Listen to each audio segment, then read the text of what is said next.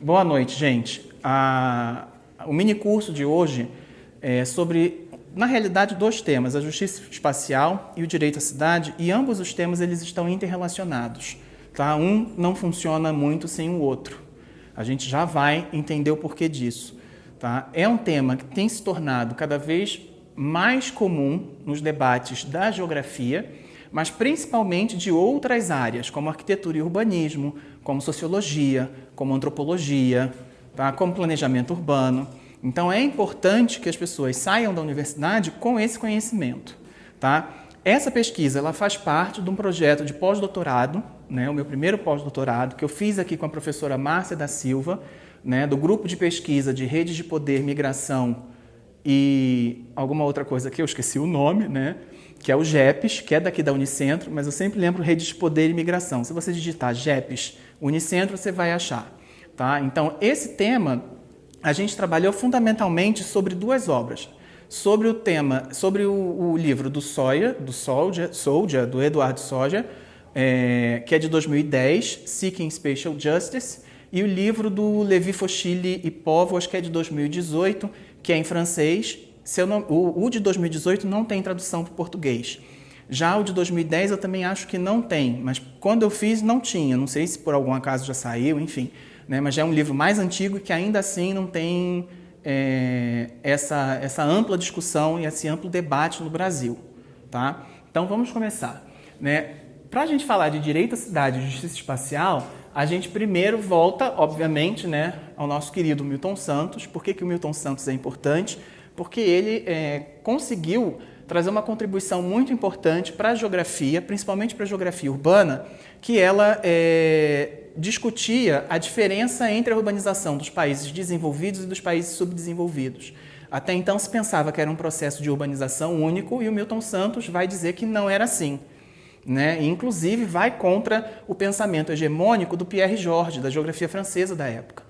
Então, é por isso, esse é um dos motivos pelos quais o Milton Santos é muito importante para a geografia e para a geografia brasileira, tá? A contribuição que ele traz para a geografia urbana, tá? Ao demonstrar que há uma especificidade no processo de urbanização dos países subdesenvolvidos. Tá? E depois também ele fala do circuito inferior, do circuito superior, que está no espaço dividido. Tá? Ele vai falar sobre o espaço em homens, firmas, que são as empresas, as instituições, as infraestruturas e o meio ecológico. Tá? Então, se a gente for pensar no espaço, né, a gente pode adequar isso ao espaço urbano. Né? Homens que vivem na cidade ou no urbano, firmas que atuam diretamente ou indiretamente na cidade ou no urbano. Então, por exemplo, uma empresa capitalista de grande porte, né, que é do agronegócio, né, ela é necessariamente rural. Né? Onde é feita a pesquisa da qual o agronegócio depende tanto? Né? Ela vem de instituições que geralmente estão diretamente vinculadas à cidade, ao urbano, à produção de conhecimento ao longo do tempo. Tá? Então, a gente pode adaptar isso, né, ao meio ambiente urbano. Por exemplo, se a gente fala de meio ecológico, né, como a aula é sobre direito à cidade, a gente adapta ao meio ambiente urbano, às infraestruturas urbanas. Então, por exemplo, tem metrô numa cidade, né, geralmente grande cidade, mas não tem metrô no campo. Né? Então, assim, tem algumas especificidades que são importantes. Né? Então, quando a gente fala da discussão entre anular o rural, a diferença entre o rural e o urbano, a gente tem que saber mediar, né, ter parcimônia ao falar isso, porque tem infraestruturas, por exemplo, que são exclusivas do meio ambiente urbano. Né? O metrô só tem em metrópoles, né, fundamentalmente. Então, assim, essa é uma primeira abordagem que é importante para a gente poder compreender a cidade e o espaço urbano. Outra abordagem fundamental é a do Lobato Correia, do Espaço Urbano, que é um livro tradicional na geografia urbana brasileira, que fala, o Lobato Correia ele vai enumerar os agentes, né, de produção do espaço urbano. Quem são esses agentes? Os proprietários dos meios de produção, os proprietários fundiários, os proprietários imobiliários, o Estado e os grupos sociais excluídos. Tá? Esses são os agentes da produção do espaço urbano. Tá? É uma obra fundamental para a geografia urbana, todo mundo que faz curso de geografia urbana lê esse livro. Tá? E ele é importante porque ele traz os agentes. Né? E ao longo de todas essas abordagens, a gente vai ver que para falar do direito à cidade e da justiça espacial, é importante que a gente tenha a compreensão dessas obras que estão aqui, porque elas vão trazer uma caracterização mais completa, mais abrangente, mais densa do que é o espaço urbano e, a partir dele, o que a gente pode pensar como direito à cidade. Tá? O Monbeg, ele escreve em 1941, Pierre Monbeg, que é uma referência na geografia brasileira, da escola francesa, enfim. Ele vai falar que o espaço urbano ele é formado pela situação e posição geográficas, pela evolução urbana e pelas funções da cidade. Né? Como eu estudo o espaço urbano? Pela situação e posição geográficas, isso é o Hatzel. Lembram do Hatzel? Situação é o sítio, posição é a cidade está a oeste de outra. Então, por exemplo, São Paulo está a oeste do Rio de Janeiro. Rio de Janeiro é uma cidade litorânea. Brasília é uma cidade que está relativamente no centro do Brasil. Enfim, então, sítio, situação de sítio, um meio físico, enfim. E aí a gente pode lembrar do que o Milton fala como meio ecológico para formar o espaço. E posição geográficas, que são dois conceitos, na realidade, hatzelianos, mas que o Monbeg atualiza para discutir a cidade. A evolução urbana, então, por exemplo, como se dá o desenvolvimento dessa população, né? Como a população cresce ao longo do tempo, cresce ou decresce, enfim, né? Como se dá a evolução demográfica da população de uma cidade. Como se dá a evolução dos bairros, né? Qual o primeiro bairro de Guarapuava? Qual o primeiro bairro do Rio de Janeiro, de São Paulo? E a partir daí a gente consegue fazer o mosaico ao longo do período histórico de como essa cidade chega a ser como nós conhecemos hoje. Tá? E por fim a circulação. A partir do momento que há um desenvolvimento desses bairros, a gente precisa conectá-los entre si e fundamentalmente ao centro da cidade.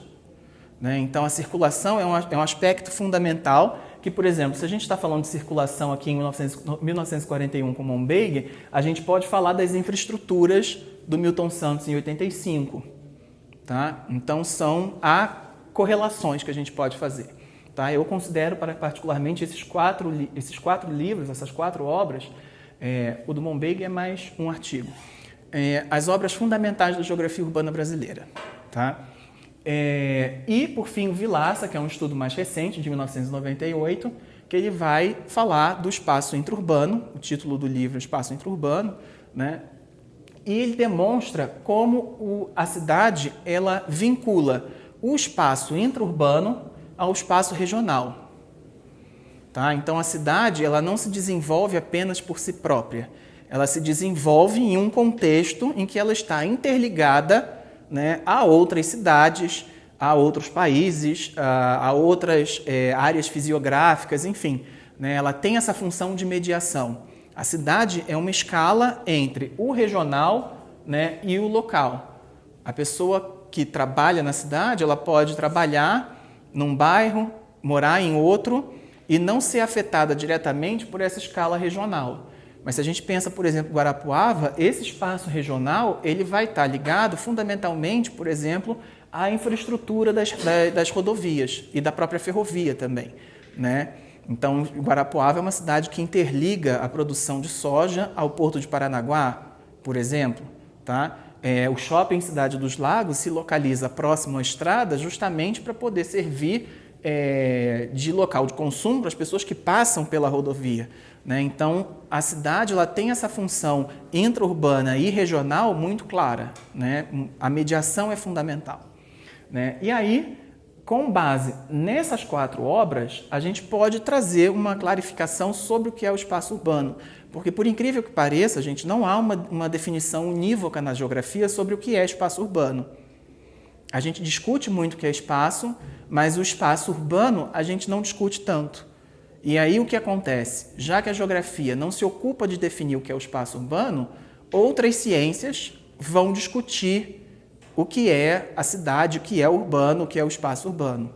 Né? Então isso acaba ficando para a sociologia, para a antropologia, e a geografia fica meio que de fora disso. Né? Então, como que a geografia, que tem como uma das principais disciplinas a geografia urbana, ela não participa ativamente da discussão epistemológica sobre o que é cidade, sobre o que é urbano. As principais teorias sobre a cidade hoje, elas são de sociólogos, né? Cidades globais da Saskia Sassen, a urbanização planetária do Neil Brenner, né? E onde está a geografia nisso? Então é por isso que antes de falar do direito à cidade, da justiça espacial, eu acho fundamental a gente trazer essas 4 obras brasileiras, né? Inclusive do Milton, que é um Vautrin Lud, que seria o Nobel da Geografia, para a gente poder embasar a nossa discussão e lembrar que nós somos, né, da geografia, nós discutimos geografia.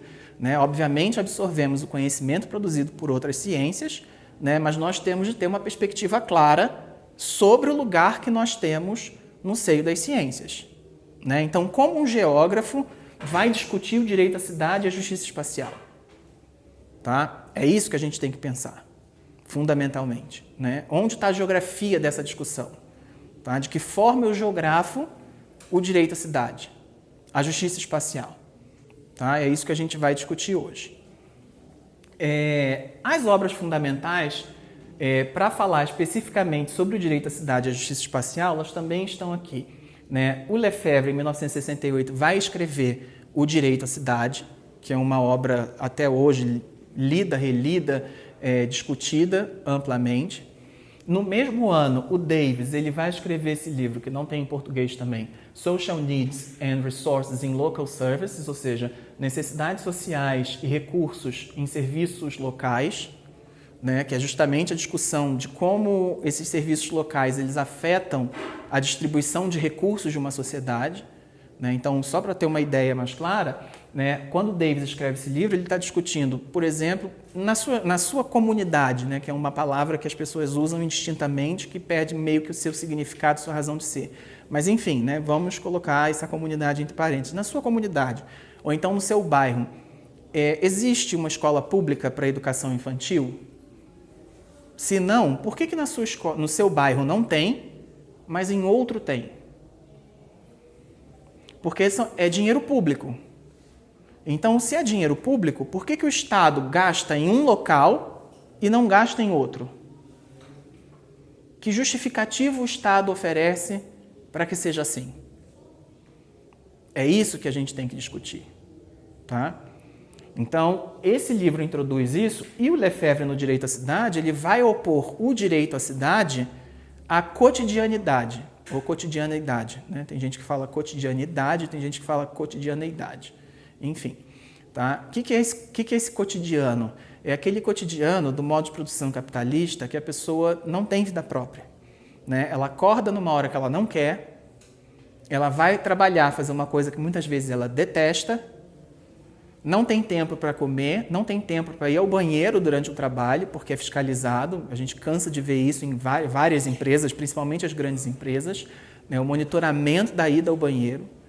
Né? Ela volta para casa, essa pessoa, lembrando que numa grande cidade isso pode levar 3 horas, ou seja, para ir e voltar a pessoa perde 6 horas, então 24 menos 6 dá 18.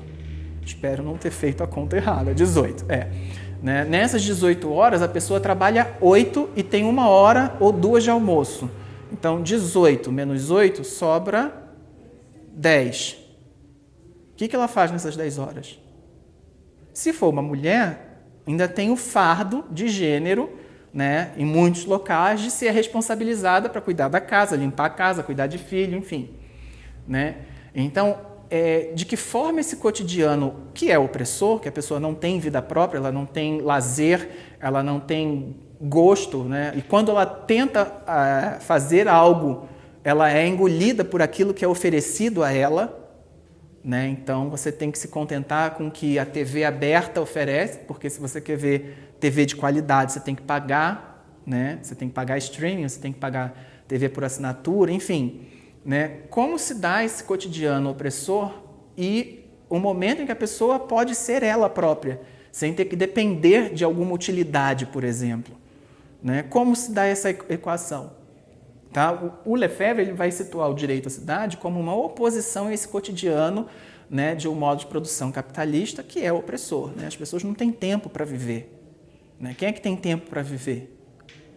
Muitas das vezes tem gente que tem 2, 3 trabalhos. A gente viu recentemente a reforma trabalhista desses empregos intermitentes. Então, imagina uma pessoa que tem 2, 3 trabalhos, um enfermeiro que tem 2, 3 trabalhos, um professor que tem 3 matrículas, 2 matrículas. Né? Essa pessoa tem tempo para viver? Não. Isso é o cotidiano do Lefebvre, que o Lefebvre questiona e critica. Tá? O Davis ele vai falar dessa redistribuição de recursos. O Harvey ele vai falar, já tem tradução em português, Social Justice in the City, né, Justiça Social e a Cidade, em que ele vai trazer esses elementos, né, por exemplo, como que a gente situa o gueto? Uma pessoa que mora num gueto, numa favela, ela tem direito à cidade? Entende? Lembra daquele funk? Talvez não, porque aqui, né, Guarapuava, o funk não é tão poderoso assim, imagino há 30 anos atrás, deve ser uns 30 anos atrás. Eu só quero ser feliz, andar tranquilamente na favela onde eu nasci. Lembram disso? Uma pessoa que canta isso, que não tem direito nem de morar, ela tem tempo para viver? Então, é um questionamento que a gente pode trazer em relação, se eu não me engano, tem até um capítulo nesse livro que ele fala do gueto, enfim. Né? Como que a gente considera isso na realidade brasileira? Né? Porque as obras fundamentais que vão iniciar o debate, o Lefebvre é francês, o Davis é anglo-saxão, não lembro se ele é britânico ou se ele é norte-americano, enfim. E o Harvey, ele também é anglo-saxão. E a realidade brasileira? Como a gente situa essa discussão na realidade brasileira? Né? Porque se a gente pensar, o pós-guerra europeu ele vai trazer um certo equilíbrio na distribuição de infraestruturas, por exemplo, para as pessoas que moram no campo, na cidade, enfim. Né? Depois dos 30 anos de reconstrução da Segunda Guerra Mundial, há um padrão de qualidade de vida que a gente geralmente naturalizou como se tivesse sido daquele jeito desde sempre. Não é assim. Né? Isso é uma outra coisa que a gente tem de pensar. Não era assim, gente. Né? Isso foi um produto de 30 anos após a Segunda Guerra Mundial, na reconstrução gerada pela Segunda Guerra Mundial, que faz com que a gente tenha a ilusão de que tenha sido sempre daquele jeito, e não foi. Né? Então, assim, por que houve esse avanço nos últimos 30 anos, né? Nos 30 anos depois da Segunda Guerra Mundial, na Europa, por exemplo, né? E a gente aqui no Brasil, a gente tem esse mesmo tipo de desenvolvimento de infraestrutura? Claro que não. Então, é muito mais gritante, muito mais problemático a gente falar de direito à cidade, justiça espacial, numa realidade brasileira, do que, por exemplo, numa realidade europeia. Tá? Eu li uma reportagem recente falando que voltou a ter favelas na França. Né? O Lefebvre ele escreve na década de 60 livros que vão falar dessa periferia francesa que era como se fosse, como nós chamamos hoje, uma favela. Né? Então, assim, essa realidade maravilhosa da Europa, ela não é, desde sempre, maravilhosa. Né? Ela tem É importante a gente ter essa consciência de que nem sempre foi assim. Como a gente adapta isso à realidade brasileira? Tá? Como a gente pode falar de direito à cidade, de justiça espacial, numa realidade urbana como a do Brasil, né, em que muitas pessoas não têm direito à moradia, moram em áreas, se a gente for pensar, é muito complicado, é muito ruim. A pessoa não tem garantia de ter a sua própria casa reservada. Olá, entre. Desculpa. Imagina. Desculpa, mas a gente só vou precisar depois edita, né? Você é da geografia? Sim. Ah, é? Tá, que eu não conheço você ainda. É que eu não vim aqui ainda sobre doutorado. Ah, tá, entendi. Seja bem-vinda. A gente está gravando. Senta aqui nesse cantinho, por favor. Tá? Depois a gente edita isso, né? Se for o caso, tá. Então, voltando. Essas 3 obras, elas falam de uma realidade que não é a brasileira e foram escritas de 1973 para 2023, já vão ser 50 anos. Né? Então, assim, já tem tempo, né? E a realidade brasileira, o quanto ela evoluiu desde quase 50 anos. Percebe? Então, assim, será que a gente evoluiu nesses 50 anos? As nossas cidades se tornaram ambientes agradáveis de moradia, locais seguros? Entende? É isso que a gente precisa ter consciência quando vai discutir essa temática e adaptá-la à realidade brasileira. Tá? Não é a mesma realidade. Né? A pessoa que está em Paris, né? O Lefebvre era francês, a pessoa que está em Paris, ela toma banho no Rio Sena. Alguém toma banho no Rio Tietê, em São Paulo? Né? Um veneno carioca sobre paulistas, né? Não liguem. Mas, entende? Algum carioca toma banho no canal do Mangue, né? Só para não achar que é deboche com um paulistano. Né? O Rio de Janeiro também tem isso. Enfim, a gente precisa adaptar essa discussão com urgência à realidade brasileira, que a nossa realidade é milhares de vezes pior. Tá? Porque se ainda houve uma evolução na Europa entre 1968 e hoje, será que a gente pode falar a mesma coisa em relação ao Brasil? Tá? Essa é uma questão. E aqui eu fiz um esqueminha para a gente ter uma noção de como a justiça espacial, né, ela tem dois campos fundamentais, né, de discussão. Ou em relação à distribuição de recursos, ou, o que deve, em tese, né, seria mais relevante, o de tomada de decisões. Né? Porque uma coisa que acontece muito no Brasil, a gente vê isso todo ano eleitoral, né, é o governante que não faz nada durante 3 anos, chega o ano eleitoral, ele vai lá e inaugura uma creche, um posto de saúde. Né? Qual foi a participação daquela população nesse processo? Provavelmente nenhum, porque se fosse por conta da necessidade da população, não se esperariam 3 anos para que aquela infraestrutura fosse criada. Tá? Então, assim, a distribuição de recursos, ela é, podemos dizer, menos imperativa que a da tomada de decisões. Né? Porque quando há uma participação da população, do cidadão na tomada de decisões, isso, de fato, é o direito à cidade. Porque aqui eu posso terceirizar para alguém que vai dizer onde vai ficar o posto de saúde, a escola de educação básica, qualquer comércio, qualquer serviço público, enfim. Tá? Aqui eu posso, né, deixar na mão do governante. Aqui, não.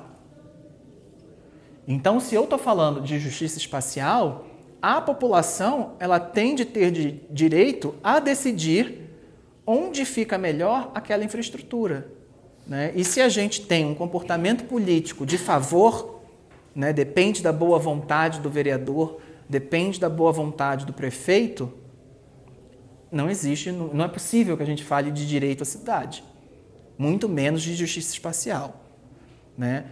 Eu, como não sou mais funcionário público, eu posso falar livremente, eu trabalhava numa companhia, né, de acidente de trânsito.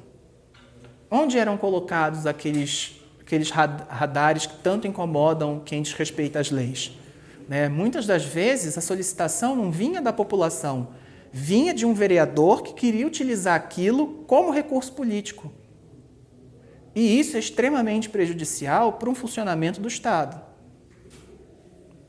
Né? Você deve colocar um radar onde tem acidente de trânsito. Onde estão os estudos que vão demonstrar que ali é o local adequado?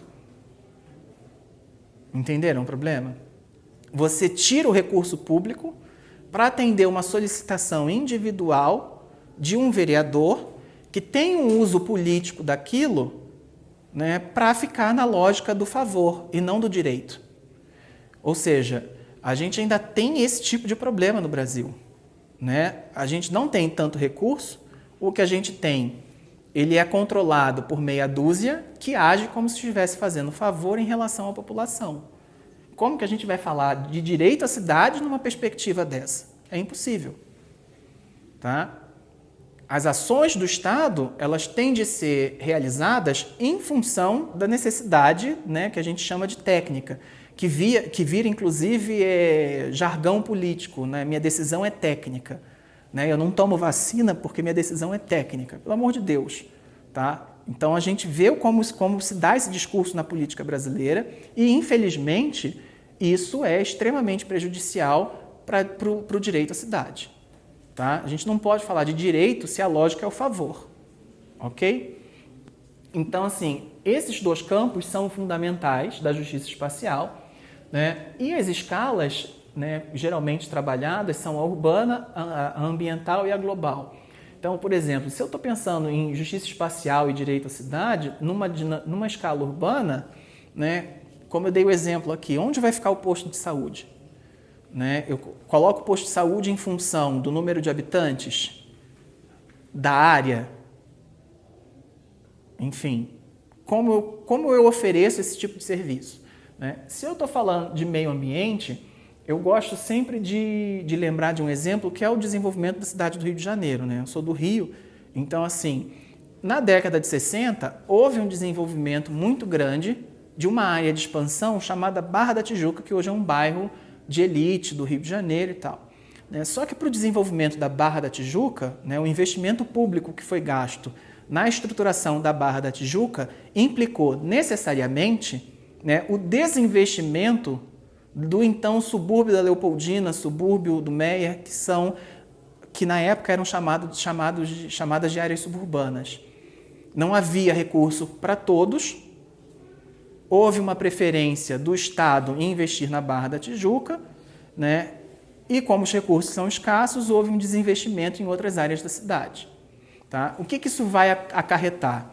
Né? Por exemplo, a Baía de Guanabara é poluidíssima, é imunda, é podre. Né?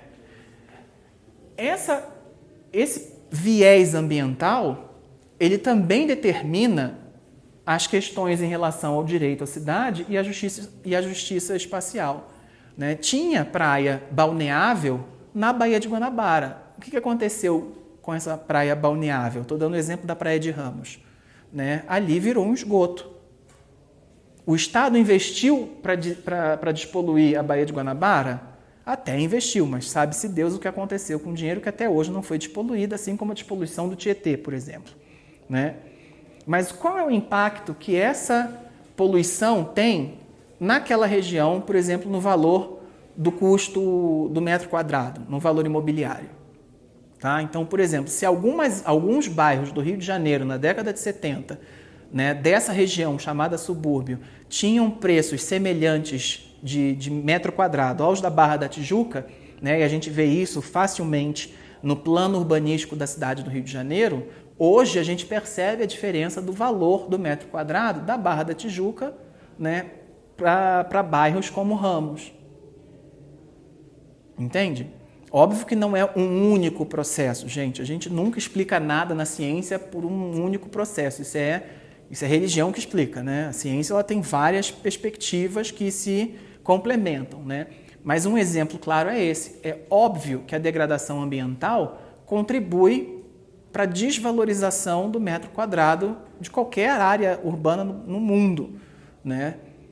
Então, por exemplo, na Zona Sul teve a construção de emissários de esgoto para a praia continuar limpa, enfim. Na área do subúrbio não teve nada disso. Tá? Então, isso é uma questão, é uma escala ambiental, ela é importante para a gente poder entender o funcionamento dessa dinâmica de justiça espacial. E, por fim, uma outra escala é a global, que a gente vê muita discussão se a cidade é global, enfim. O John Searle Whittaker, ele vai escrever um livro, O Mito da Cidade Global. Né? Ele deveria, na realidade, falar a mistificação da cidade global, né? Porque o mito ele tem uma outra conotação.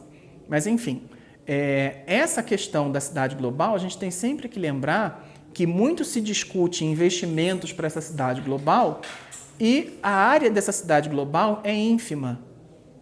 É um quarteirão. Então, assim, quanto de dinheiro público vai para atender a esse quarteirão que é globalizado, né, que tem gente do mundo inteiro, e quanto de dinheiro público vai para investir, por exemplo, nas periferias que não tem nenhum tipo de infraestrutura. Né? Um exemplo que eu gosto sempre de dar e que a gente, infelizmente, naturaliza essa subcidadania é quando a gente olha para o Rio de Janeiro nas imagens de satélite, né? Às vezes dá para ver, dependendo da época que é tirada a imagem de satélite. Né? Façam esse exercício em casa.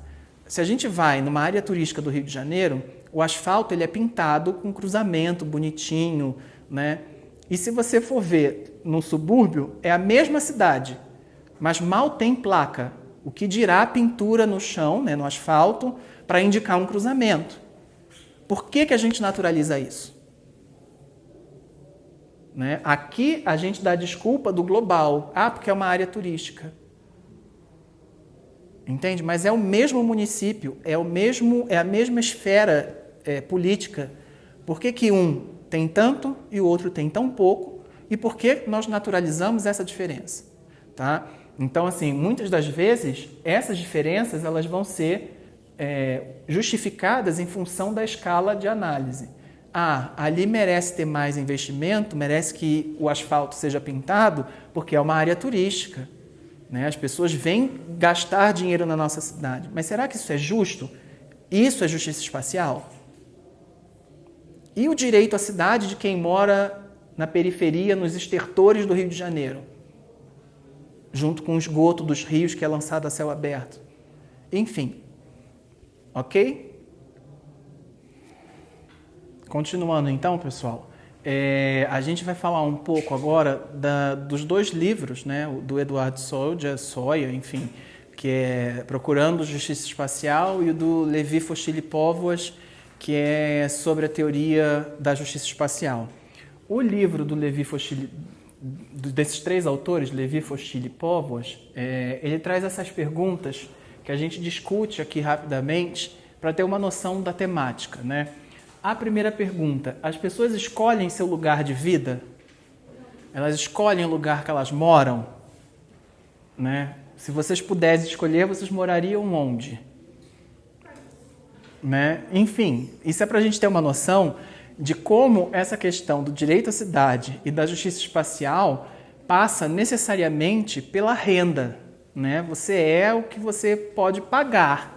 Infelizmente, bonito ou não, enfim, né, as pessoas não têm essa liberdade. O ideal seria que elas tivessem liberdade de escolha. Né? Por isso que eu falei infelizmente. Né? Mas infelizmente as pessoas não têm liberdade de escolha. Uma pessoa que mora num barraco, a gente acabou de ver a tragédia de Petrópolis, morreram mais de 200 pessoas. Essas pessoas estão ali por quê? Porque elas escolheram correr risco de vida dormindo, sem saber se vai acordar no dia seguinte. Né? E aí a gente pode perceber como a gente banaliza, né, o direito à vida. Isso não é normal. Não é porque choveu demais naquele lugar. Parece que a chuva fez de propósito. A gente vê previsão de tempo, né, está chovendo no lugar errado. Não, não está chovendo no lugar errado. Chove onde vai chover. Isso não existe, gente, pelo amor de Deus. Né? As pessoas que estudam geografia não podem naturalizar esse tipo de discurso. Não é que choveu no lugar errado. Chove onde tem de chover, né, e nós que sejamos, né, capazes suficientemente de garantir uma qualidade de vida mínima às pessoas, né, que moram no nosso país. Ah, porque não está chovendo na reserva. Não importa, tem que ter abastecimento de água da mesma forma. Então, assim, essas questões elas servem para desnaturalizar os absurdos que, infelizmente, por falta de conhecimento geográfico, muitas das vezes, nós naturalizamos. Não é normal. Não é normal que 230 e poucas pessoas morram por causa de uma tempestade. Infelizmente, isso é a realidade no Brasil, ano após ano. Né? E o que foi feito? As pessoas não moram ali porque elas querem. Ah, eu vou ali morar, quem sabe, né? Tipo roleta russa. Hoje eu durmo, quem sabe amanhã eu não acorde. Né? Pelo amor de Deus, a gente não pode banalizar isso. O conhecimento geográfico ele tem essa função. Né? A gente sabe que aquela área é uma área que tem um considerável índice pluviométrico. Vai chover muito em algumas situações. Óbvio que se for como aconteceu o maior nível de chuva da história em 24 horas, a realidade vai ser muito mais trágica. Né? Mas a gente não pode naturalizar isso como se fosse culpa da chuva. Né? A seca no Paraná e aí o problema do abastecimento de água em Curitiba e em outras cidades. O problema não é da chuva, estiagem pode acontecer em qualquer lugar. Então, assim, a gente tem que parar de naturalizar. Quanto menos geografia a gente sabe, mais a gente naturaliza as coisas, porque acha que é assim, acha que é normal, acha que é o padrão, acha que é o modelo, acha que é o certo, né? Então, essa simples pergunta que os autores colocam, ela já demonstra, né, como essa discussão sobre direito à cidade e justiça espacial é profundo. As pessoas escolhem onde moram? Vocês escolheram morar onde vocês moram? Na casa que vocês moram? Então, se a resposta for não, né, que provavelmente 99% das pessoas vão dizer talvez não, a gente sabe que tem um problema aí. A segunda questão que os autores colocam é: a urbanização constitui ela própria uma injustiça? Vamos pensar, por exemplo, né, no acesso a universidades. Ou seja, a gente precisa de concentração populacional em cidades para criar universidades, porque afinal de contas é um custo muito caro, né, tem uma série de questões que precisam, né, fazer com que a universidade esteja numa área urbana, né, acessibilidade, transmissão de conhecimento, enfim. E as pessoas que moram no campo, como elas vão adquirir esse conhecimento? Quem mora no campo não tem direito a conhecimento científico superior, universitário. Como a gente equaliza isso? Onde a gente vai, por exemplo, manter os polos de universidades?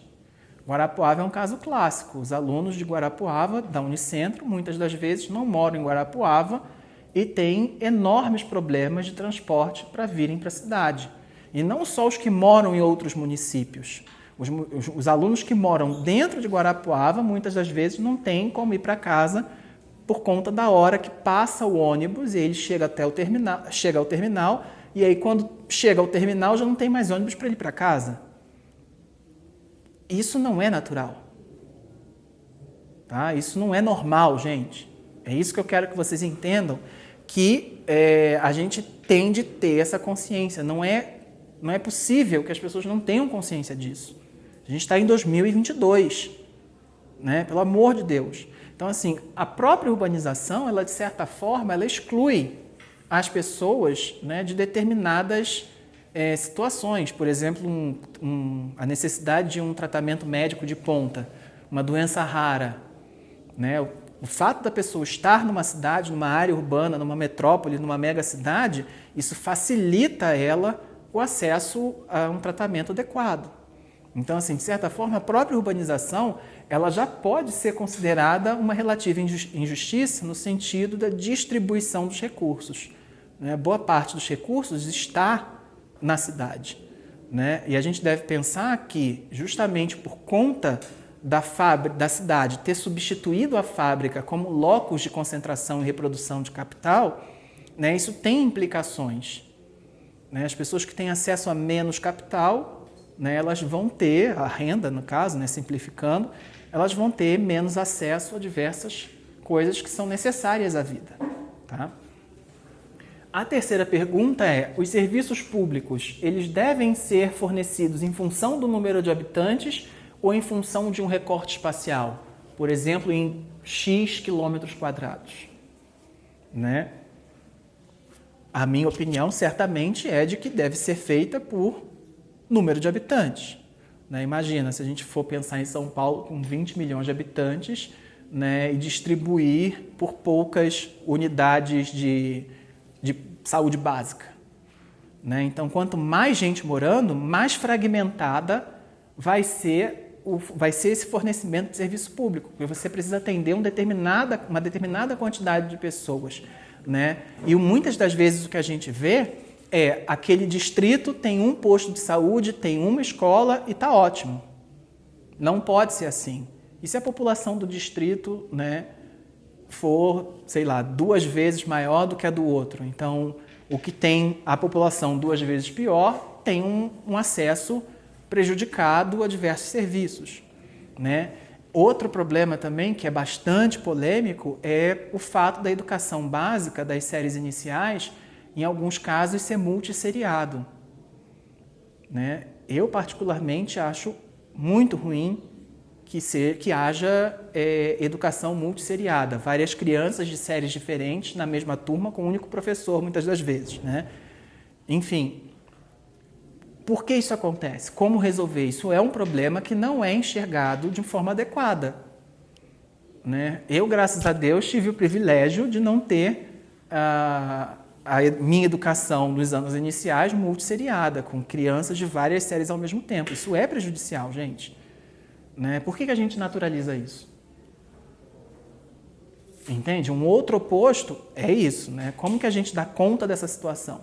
Porque muitas vezes a pessoa não quer sair do lugar que mora, do interior que mora. Né? Então, como concilia? Não vim trazer respostas, vim trazer problemas, né? Não vou dar uma resposta para isso. Tem que ser muito discutido, cada caso é um caso. Mas eu estou chamando a atenção porque isso é um problema recorrente, né, na educação básica. Uma outra questão, o pertencimento é de quem reside naquela área ou de quem acessa aquela área? Né? Isso é muito comum em área turística ou em área de patrimônio cultural. Né? Quem tem direito sobre aquela área? É só quem reside? Né? Imagina aquele turista chato. A pessoa vai àquela igreja que é tombada, que é linda, maravilhosa, né? Para orar, para cultuar Deus, enfim. Aí vem aquele turista chato, né? Em grupo, aqueles turistas chatos em grupo, né? Atrapalhar a paz da senhorinha que está ali. Isso é inclusive um texto sobre patrimônio. Tá? Estou dando esse exemplo, eu não lembro o nome do texto agora, mas isso é um exemplo de texto que discute sobre patrimônio. Né? Esse pertencimento, como você vai conciliar? O turista tem algum tipo de pertencimento? Quem acaba se favorecendo disso? É o morador ou é a pessoa que acessa? Né? Como concilia? Se você mora no centro, você tem acesso à infraestrutura em muito maior quantidade, mas será que você paga adequadamente por isso? Né? O Estatuto da Cidade está aí para mostrar que tem algumas regulamentações que até hoje não foram feitas. E o Estatuto da Cidade é de 2001, né? Estamos em 2022. Para falar bem a verdade, a gente no Brasil ainda não conseguiu conciliar a calçada. A calçada é pública ou privada? Entende a gravidade do problema? Como que a gente vai falar de direito à cidade e justiça espacial no Brasil se a gente não conseguiu resolver um problema básico, né, de a calçada ser pública ou privada? As pessoas ainda têm dúvidas sobre isso. Tem muitos lugares que não tem calçada, não tem passeio público. Né? Então, como que a gente vai falar de direito espacial, direito à cidade, justiça espacial, num lugar que mal tem, claro, né, a quem pertence a calçada? Então, isso é, assim, o pilar básico. Né? Vamos discutir se calçada é pública ou privada, a partir daí a gente consegue discutir outras coisas também. Né? Porque a gente naturaliza muitas aberrações no nosso cotidiano, principalmente em relação à moradia. Tá? A outra pergunta, como dividir regiões? Se eu preciso equalizar o acesso que as pessoas têm, que os cidadãos têm aos serviços, né, como eu divido, então, essas regiões? Né? Aquela região, por exemplo, um bairro, né, ou uma região administrativa nas grandes cidades, ela tem o tamanho adequado? Quem é que está questionando isso? Onde estão os geógrafos para questionar isso? Então, isso é uma forma de atualizar o discurso sobre o urbano na geografia. Né? A gente geralmente trata como natural, daquele jeito, está tudo certo, que a cidade seja dividida daquela forma. Será que está adequado? Pela infraestrutura de serviços que é oferecida, aquela divisão em região administrativa, em bairro, é adequada? Será que é? Né? Isso é um estudo geográfico, fundamentalmente geográfico, que tem de ser mais trabalhado. Tá? A outra, a justiça mundial sem governo mundial, a gente falou da escala global, de circulação de capital, tudo isso. E aí a gente tem uma pergunta simples, né? Se todos os habitantes do planeta fossem noruegueses, haveria planeta? Não. Ou seja, para um norueguês, sei lá quantos ugandenses existem. Ou seja, o acesso a recursos, ele deve ser discutido. Só que como esse acesso a recursos vai ser discutido se não há um governo mundial? Né? Quem controla esses recursos? Isso também é um problema grave. Não é possível, para o equilíbrio do planeta, da vida na Terra como nós conhecemos, que todos os habitantes do planeta tenham um padrão de vida que seja norueguês, sueco, alemão, dinamarquês, enfim, de consumo de energia, de acesso à comida, de desperdício de comida, enfim. Né? Como que a gente concilia isso? Né? Para um norueguês ter uma qualidade de vida mais alta do mundo, né, precisa existir quantos países no outro lado do índice de desenvolvimento humano?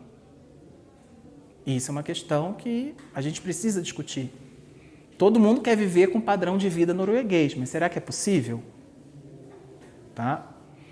Né? E como a gente vai equalizar essa questão mundialmente, globalmente, se não há uma instância de poder única mundial? Né? Isso é um problema. A última questão que ele coloca: como dedicar tempo necessário para construir espaço apenas respondendo às demandas imediatas dos habitantes? Né? Para a gente, o espaço, lembra daquela discussão do Milton, a paisagem é uma fotografia do espaço. Né? Se a gente está pensando nas nossas necessidades, a gente não pode ser imediatista. Né? Até porque é uma inércia nesse espaço, né? Aquela área construída vai estar ali por muitos e muitos anos e vai ser feito o que daquilo? Um exemplo maravilhoso, mais uma vez, né, e péssimo, é o do Rio de Janeiro. O que foi feito, né, com a infraestrutura dos Jogos Olímpicos? Gastou-se uma fortuna, parte desse dinheiro era público, parte privada, enfim. O Brasil se tornou uma grande potência esportiva depois das Olimpíadas. O Rio de Janeiro se tornou uma cidade mais justa e de qualidade de vida melhor depois das Olimpíadas? A resposta é não. E aí a gente tem uma dimensão, né, de como o interesse, o lucro econômico de alguns, infelizmente, ainda media as relações sociais na cidade. Né? Então, toda aquela infraestrutura dos Jogos Olímpicos está sendo utilizada para quem? Por quem? Né? Cadê as crianças da educação básica se utilizando daquelas infraestruturas de esporte todas, que custaram milhões, né? A gente não viu o retorno disso. Tá? Então, essas questões dos autores, elas são muito boas para a gente ter uma dimensão concreta, né, do que seria o direito à cidade e a justiça espacial. E aí a outra obra, que é mais antiga que essa, do Soldier de 2010, né, ele vai colocar que a segregação é justamente a erosão do espaço público. Tá? Ou seja, quanto mais segregado, quanto mais fragmentado, significa que menos a presença de um poder público ocorre. Um outro exemplo, mais uma vez, né, no caso do Rio de Janeiro, a gente vê como a cidade é fragmentada. A parte que o Estado controla daquele território é menor do que a parte que é controlada por milícias e traficantes. Isso é surreal. Isso mostra que a gente falhou como sociedade em todos os aspectos, sabe? Tipo, você vai falar o quê? Né? Por que o gás é caro? Porque o gás sustenta o tráfico e a milícia no Rio de Janeiro, né? Então o preço acaba se tornando mais alto. Enfim, né? Como que essa pessoa, por que o Estado não construiu até hoje a infraestrutura de gás sabendo disso? Né? Porque se a milícia e o tráfico, eles se fortalecem à medida que o Estado é omisso, né? E a gente vê isso, por exemplo, por infraestrutura básica, né? De internet, de TV por assinatura, né? O GatoNet do Rio de Janeiro, que é muito famoso, o abastecimento de gás. Então, assim, só existe desenvolvimento da milícia e do tráfico com tanto poder porque o Estado é omisso, por exemplo, no abastecimento de gás. Entendem? Então, assim, quanto mais segregado, significa que o público está mais erodido. Tá? Quanto mais segregação, pior é a ação do Estado naquele lugar. E aqui tem mais um esqueminha que eu fiz com base na obra do Soldier, que é justiça espacial. Né? 3 termos fundamentais para a gente falar de justiça espacial. O primeiro é distribuição. né? Os mesmos bens para todos. Todos temos acesso à internet 5G, a 4G, a 3G, enfim, né? Todos temos acesso à educação, né? Desde a educação desde a educação infantil até o ensino superior, né? Quantas pessoas têm acesso, quantos pais, né, têm filhos em creches públicas e quantos não têm os filhos em creches públicas? Por que isso acontece? Por que a gente naturaliza isso? Tá? A educação infantil é um setor dos que mais crescem, né? Porque está sendo ampliado o investimento público, né, nessas creches, por exemplo, para deixar as crianças para o pai poder ser produtivo e viver seu cotidiano, né? Só que, né, como se dá isso? Por que tem crianças que têm acesso à creche e outras que não têm? A gente não pode naturalizar isso e achar que isso é normal. Tá? A equidade, igualdade pela liberdade. Né? Lembra do exemplo, eu tenho liberdade de escolher o lugar que eu vou morar? Se eu não tenho, então eu não posso dizer que há igualdade. Né? Utopicamente, todos teriam essa escolha. Né? Mas a gente sabe que isso não é verdade. Então, assim, como a gente consegue garantir essa igualdade pela liberdade? Né? O processo de tomada de decisões, ele é amplamente discutido com os cidadãos? Claro que não. Se você for fazer uma pesquisa para a universidade e for até um órgão público solicitar qualquer informação, você vai descobrir o problema que é fazer ciência no Brasil. O problema da ciência no Brasil não começa nos altos escalões dos governos federal e estadual, de modo algum. O problema da ciência no Brasil começa pela falta de dados, né? E principalmente quando eles existem, pela falta de publicização desses dados. Se você for tentar solicitar qualquer informação, é um inferno. Tá?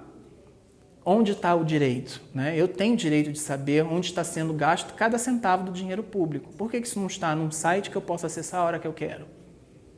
Quanto mais transparência, mais direito à cidade, mais justiça espacial. Né? Uma boa metodologia que seria de mostrar pontualmente onde foi gasto cada centavo público, tanto no federal, quanto no estadual, quanto no municipal, ou no distrital, né? Porque a gente tem no Brasil o Distrito Federal. Então, assim, onde está sendo gasto? Por que aquele local recebe constantemente mais investimento do que outro? Isso é mais um trabalho para o geógrafo fazer. Tá? E não é apenas um mapeamento, gente, não é só marcar pontinho no Google Earth. Pelo amor de Deus, não é só isso. Começa por isso e a partir dos pontinhos no Google Earth é que a gente vai saber, né, pela recorrência, por que uma área recebe mais que outra, por que aquilo acontece, se é normal ou não acontecer, né, relacionar aquilo com a distribuição demográfica, como a gente viu anteriormente. Enfim. E por fim, desenvolvimento, que também é um conceito bastante discutido hoje. Será que a gente precisa do desenvolvimento como nós conhecemos hoje? Esse desenvolvimento implica, por exemplo, a destruição da natureza? Se implica a destruição da natureza, é desenvolvimento? Num mundo em que tem biotecnologia, por que a gente precisa destruir a natureza? Tá? Que desenvolvimento é esse? Desenvolvimento é destruir a Amazônia para colocar pastagem e gado? Isso é desenvolvimento? Jura? Na era da biotecnologia, isso é desenvolvimento. Então, isso mostra o quanto nós estamos atrasados, nós estamos... acho que nem é atrasado, a gente está ficando pré-histórico. Né? Um novo mundo está se iniciando e a gente continua pré-histórico. É mais ou menos isso que está acontecendo no Brasil hoje. Tá?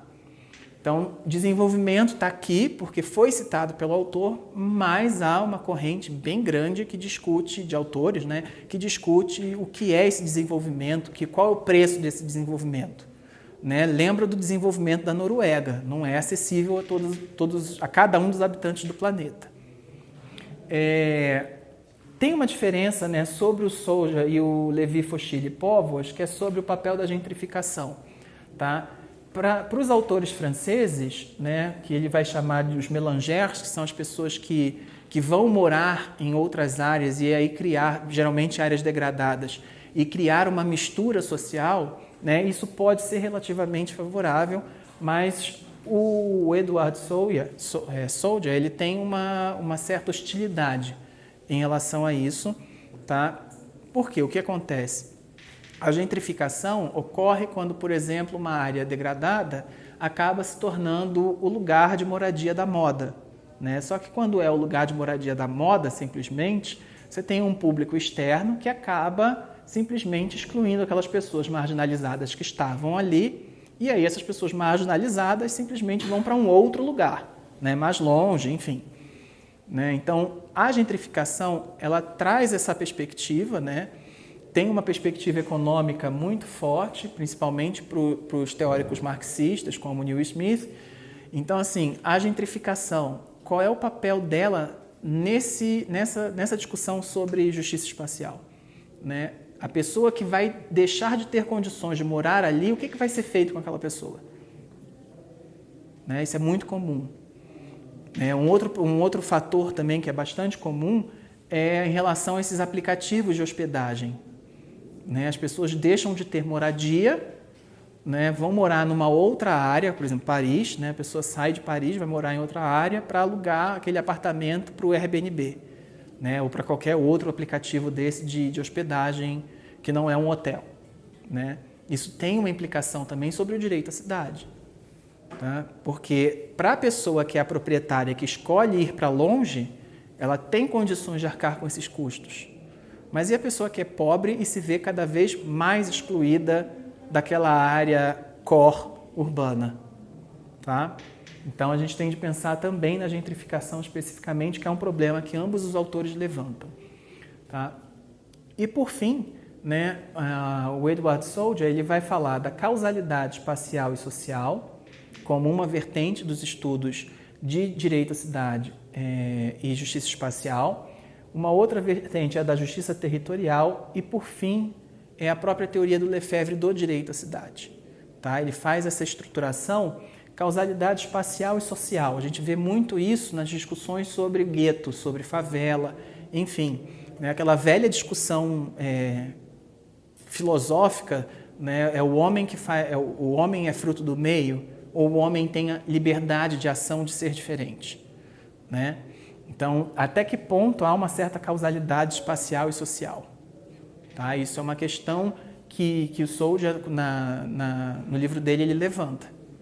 Né? O direito à cidade e a justiça espacial podem ser alcançados se a gente vivencia uma naturalização de absurdos ou, por outro lado, né, que é paralelo, de certa forma, uma causalidade espacial e social. Ali é degradado porque ali as pessoas são degradadas e aí um alimenta o outro e está tudo bem, acabou, é isso.